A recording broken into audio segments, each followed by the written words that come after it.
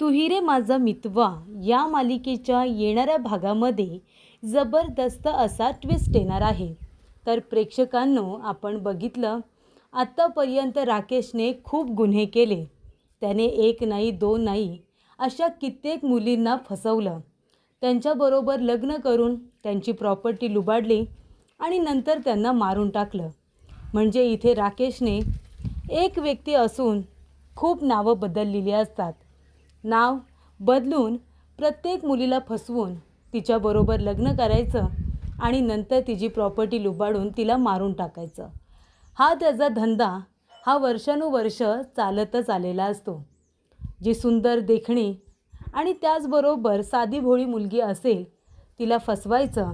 आपण वकील आहोत, गरिबांची मदत करतो, लोकांना इथे हवी ती मदत करून रात्री बेरात्री त्यांच्या मदतीला धावत जातो. जे काही पैसे कमावतो ते लोकांच्या सेवेसाठी लावतो, अशी प्रत्येकाला तो आपली ओळख सांगत असतो. आणि एकदा का एखादी मुलगी फसली, तिचा साधं भोळं कुटुंब फसलं की मग लग्न करायचं, प्रॉपर्टी लुबाडायची आणि त्या मुलीचा फायदा घेऊन तिला सोडून द्यायचं. असा वागत आलेला राकेश आता त्याचे दिवस भरलेले असतात. नियतीने निर्णय घेतलेला असतो राकेशला त्याच्या गुन्ह्याची शिक्षा नक्की द्यायची.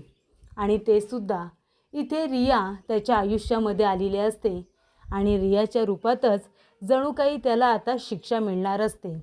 तर प्रेक्षकांनो, रियाला हॉस्पिटलमध्ये घेऊन राकेश आलेला असतो. रियाला ऑबॉर्शनसाठी राकेश हॉस्पिटलमध्ये घेऊन आलेला असतो आणि तेव्हा तो अंजलीला दिसतो.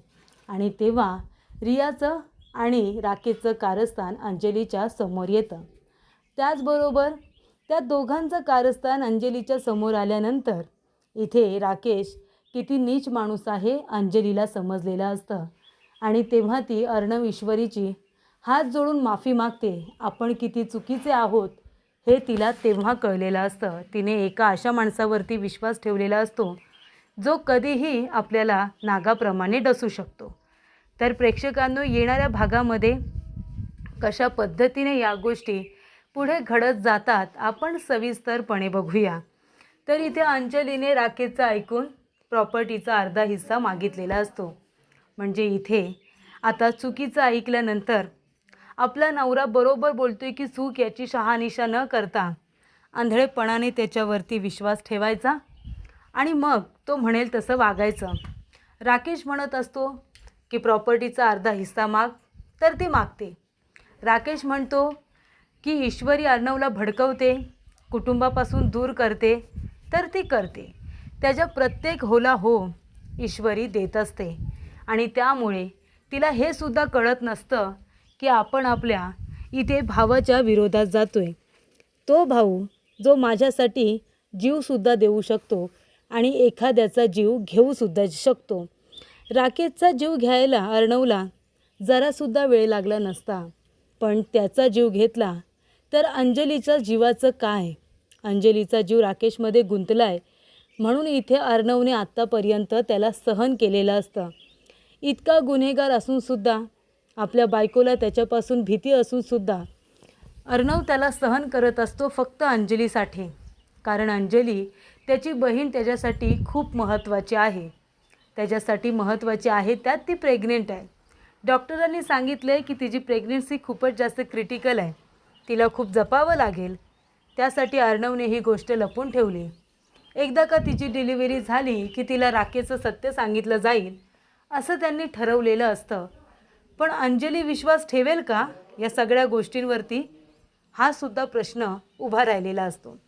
पण तरीसुद्धा अर्णव प्रयत्न करत असतो की ताईची डिलिव्हरी व्यवस्थित होऊ दे, मग आपण राकेशचं सत्य सांगू. पण आता राकेशचं वागणं आणखीनच विचित्र होत चाललेलं असतं. त्याने इथे बहीण भावामध्येच फूट पाडलेली असते. अंजली आणि ईश्वरीचं बॉन्डिंग खूपच सुंदर होतं, प्युअर होतं. पण इथे आता राकेशने त्या दोघींमध्ये फूट पाडलेली असते, जेणेकरून राकेश जे काही करतोय ते ईश्वरी आणि अर्णव यांनी कितीही अंजलीला विश्वासात घेऊन सांगण्याचा प्रयत्न केला तरी अंजली त्यांच्यावरती विश्वास ठेवणार नाही, अशी सिच्युएशन त्याने निर्माण करून ठेवलेली असते. अंजली प्रॉपर्टी मागते, अर्णव द्यायला तयार होतो. वल्लरीला हे मान्य नसतं. वल्लरी अर्णवला किडनॅप करून ठेवते. ईश्वरी जाऊन अर्णवला तिथून सेफली बाहेर काढते. अर्णव घरी येतो आणि अंजलीला सांगतो की त्याच्यासोबत काय घडलं. अंजली काय करते, अरे हे सगळं ईश्वरीनेच केलं असेल, तुला कळत नाही आहे का? प्रॉपर्टी पेपरवरती तू सह्या करशील म्हणून ईश्वरीने तुला किडनॅप करायला सांगितलं असेल. आता अर्णवला माहिती असतं की हे सगळं धुमाळने केले, वल्लरीच्या सांगण्यावरून केले. हे जरी माहिती नसलं तरी हे सगळं धुमाळने केले हे मात्र माहिती असतं. आणि तेव्हा इथे अर्णव तिला काहीच बोलत नाही. तो म्हणतो तुला प्रॉपर्टी हवी आहे ना, उद्या प्रॉपर्टीच्या पेपरवरती सह्या केल्या जातील, तू काळजी करू नको, तुला तुझी संपूर्ण प्रॉपर्टी मिळेल. ठरल्याप्रमाणे पेपर आलेले असतात. अंजलीने आता सांगितलेलं असतं की प्रॉपर्टीच्या पेपरवरती सह्या कर. अर्णवला इथे फक्त 1% आता आशा असते की अंजली तिचा निर्णय बदलेल, फक्त 1%. पण अंजली काही तिचा निर्णय बदलत नाही. ती अर्णवला म्हणते की चल सह्या कर, मी काहीही विसरलेले नाही आहे. अर्णव मामाकडे बघतो, आकाशकडे बघतो, मामीकडे बघतो, ईश्वरीकडे बघतो. पण आता अंजलीच्या पुढे कोण बोलणार? अंजलीला दुखावलं जाऊ नये यासाठी सगळे गप्प असतात. पण ईश्वरीला आपलं हे घर आता तुटू द्यायचं नाही आहे. ईश्वरीला माहिती आहे हा अंजलीचा निर्णय नाहीच आहे, राकेशचा आहे. ईश्वरी अर्णवच्या हातातून पेपर हिसकावून घेते आणि म्हणते माझ्या घराच्या वाटण्या होणार नाही, हिस्से होणार नाही. तेव्हा अर्णव म्हणतो मी सिंदूर हे काय करतेस तू? ईश्वरी म्हणते काय करते म्हणजे माझं घर वाचवते. या घराची सून म्हणून माझं ते कर्तव्य आहे की माझ्या घरात जर काही चुकीचं घडत असेल तर ते थांबवलं पाहिजे. तेव्हा तुम्ही दोघांनी जो काही निर्णय घेतला आहे तो मला मान्य नाही आहे, त्यामुळे वाटण्या होणार नाहीत. अर्णवला ती म्हणते की अंजलीताईंना त्यांच्या बाळाच्या भविष्याची काळजी आहे म्हणून ते इन्सिक्युअर होऊन अर्धी प्रॉपर्टी मागतायत. मग मलासुद्धा आपल्या भविष्याची काळजी आहे, मग मी नाही का हे सगळं थांबवणार? मला त्याची काळजी नाही का? तेव्हा ईश्वरी म्हणते मग जर मी माझ्या भविष्याची काळजी करते तर त्याच्यामध्ये चुकीचं काय, प्रॉब्लेम काय? तेव्हा अर्णव म्हणतो हे बघ तू आपली नको काळजी करू, मी आहे ना, प्रॉपर्टी ताईला देऊ दे. ईश्वरी म्हणते अजिबात नाही, माफ करा, प्रॉपर्टीचे हिस्से होणार नाही, मी माझं घर तुटू देणार नाही, मी हा निर्णय आता घेतलेला आहे. अंजली म्हणते कुठल्या अधिकाराने? ईश्वरी म्हणते अर्णव सरांची बायको म्हणून आणि या घराची मालकीण म्हणून मी हा निर्णय घेतलेला आहे. भावनेच्या भरात मी माझ्या नवऱ्याला चुकीचा निर्णय घेऊ देणार नाही, जो निर्णय चांगला नाहीच आहे, ज्या निर्णयामुळे कितीतरी आयुष्य उद्ध्वस्त होऊ शकतात, कितीतरी नाती वेठीस धरू शकतात. त्यामुळे हा निर्णय चुकीचा आहे आणि मी या वाटण्या होऊ देणार नाही म्हणजे नाही. कुणी कितीही काहीही बोला, वाटण्यांची गरजच काय, सगळं काही सुरळीत आहे ना. जर तुमच्या भावावरती विश्वासच नाही आहे तर ह्या वाटण्याला काय अर्थ आहे? विश्वास ठेवा, सगळं काही व्यवस्थितच होईल. अंजलीताई, पैशांची हवस ना मला आधी होती ना आता आहे, मला यातलं काहीच नको, पण मी माझं घर वाचवण्यासाठी वाटण्या होऊ देणार नाही. प्रॉपर्टीचे पेपर अर्णवच्या हातातून घेऊन ईश्वरी काडीपेटी आणते देवघरातून आणि पेपर जाळून टाकते. आणि ही गोष्ट आता अंजली राकेशला फोन करून सांगते. जोपर्यंत आजी येत नाही तोपर्यंत कुठलाही निर्णय घेतला जाणार नाही. आजीला परत येऊ द्या देवदर्शनावरून, मग जे काही आहे तो आपण निर्णय घेऊ. तोपर्यंत या घरची सून म्हणून मला जे योग्य वाटलं ते मी केलं. तेव्हा इथे अंजली राकेशला फोन करून सांगते की ईश्वरीने प्रॉपर्टीच्या पेपर फाडून टाकले, जाळून टाकले. राकेश म्हणतो ठीक आहे, आता मला यावंच लागेल, जे काही करायचं ते कायद्याने करायचं. तेव्हा अंजली म्हणते हो तुम्ही या, आता जे काही करायचं ते कायद्यानेच करायचं. तेव्हा इथे राकेश आता येणार असतो. राकेश हा गेलेला असतो रियाबरोबर गोव्याला, छान मजा मारत असतो तिकडे आणि इकडे काड्यासुद्धा लावत असतो. आणि मग तो आता गोव्यावरून रियाबरोबर मुंबईमध्ये परत येतो. त्यानंतर घरी येतो आणि तो म्हणतो अंजली अगं काय झालं, तू मला अचानक बोलावून घेतलंस?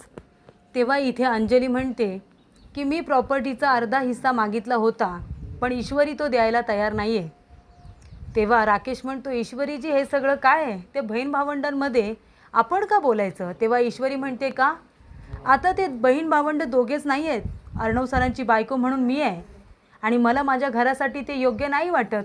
हे घर माझं नाही का? अर्णव सरांची बायको या अधिकाराने मला बोलण्याचा पूर्ण अधिकार आहे. तेव्हा राकेश म्हणतो हो, पण मग अंजलीचा ह्या प्रॉपर्टीवरती अधिकार आहे. तेव्हा ईश्वरी म्हणते, जीजू जर काही लोक चुकत असतील तर त्यांना समजावलं पाहिजे की कसे अजून भांडणं होतील याचा आपण विचार केला पाहिजे. बहीण भावंडं चुकतायत तर आपण त्यांना सावरायला नको का? वाटण्या करून कुणाचं भलं होणार आहे?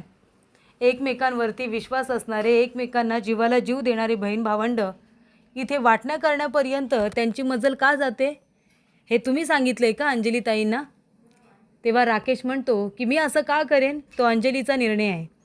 तेव्हा ईश्वरी म्हणते, हो अंजलीताई, हा तुमच्या एकटीचा निर्णय आहे की जिजूंनी तुम्हाला नाही सांगितलं वाटण्या माग म्हणून? तेव्हा अंजली गप्पच बसते आणि म्हणते, ते काही असू दे, वाटणी मी मागितली. ईश्वरी म्हणते, नाही मिळणार, जे काही करायचं आहे ते करा, वाटणीसारखं अजून काही घडलेलंच नाही आहे. आणि तेव्हा इथे राकेश म्हणतो, ठीक आहे अंजली, आपण बघू, जे कायद्याने करता येईल ते करू, माझ्या खूप ओळखी आहेत.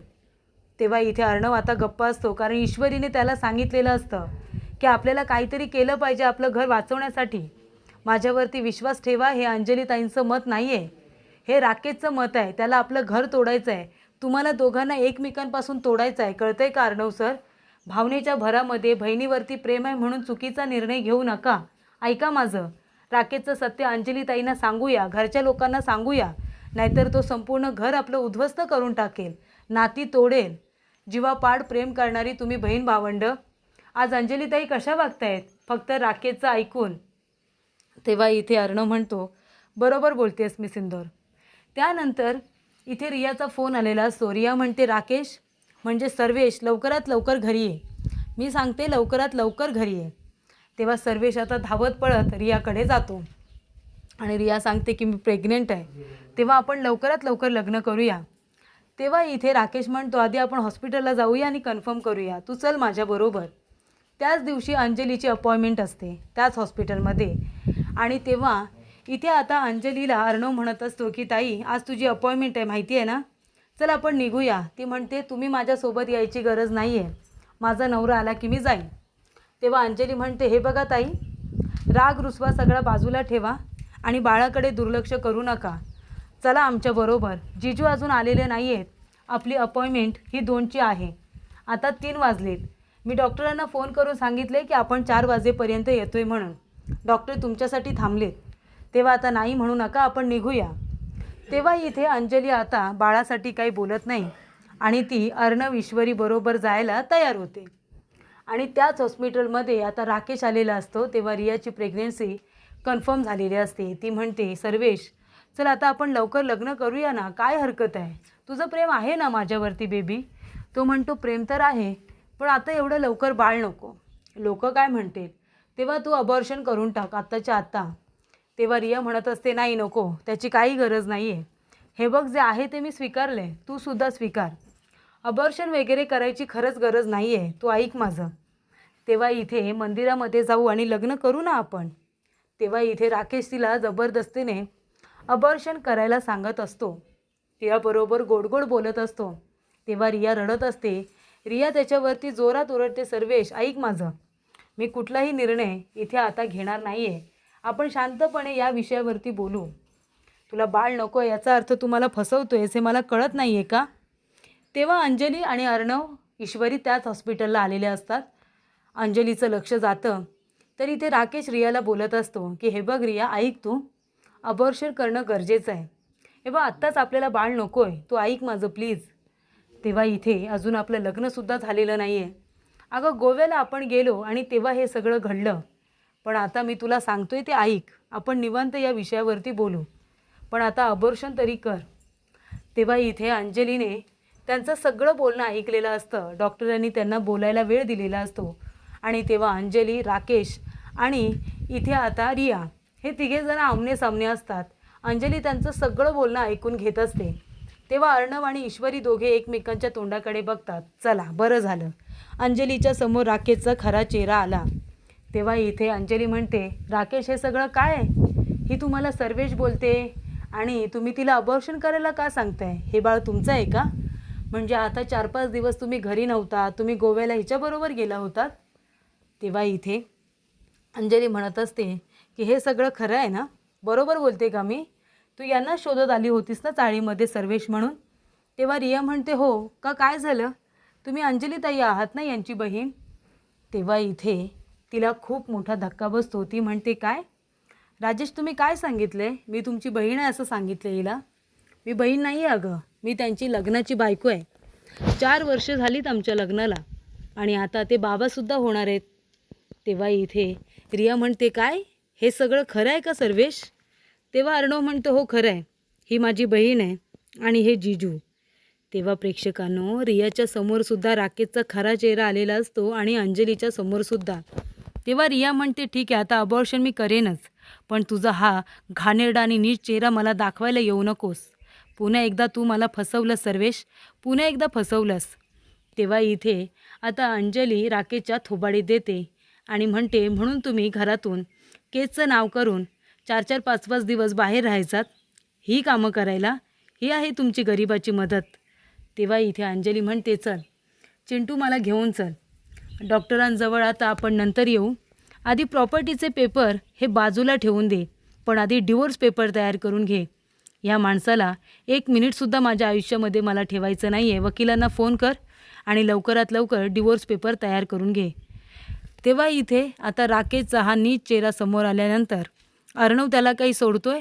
फ्रॉडच्या केसमध्ये राकेशवरती गुन्हा दाखल करत अर्णवने इथे पोलिसांना बोलावून राकेशला अरेस्ट करायला सांगितलेली असते आणि आपल्या बहिणीच्या आणि बायकोच्या अपमानाचा बदला हा आता राकेशकडून घेतलेला असतो. उशिरा का होईना, पण राकेशचा खरा चेहरा अंजलीच्या समोर आलेला असतो.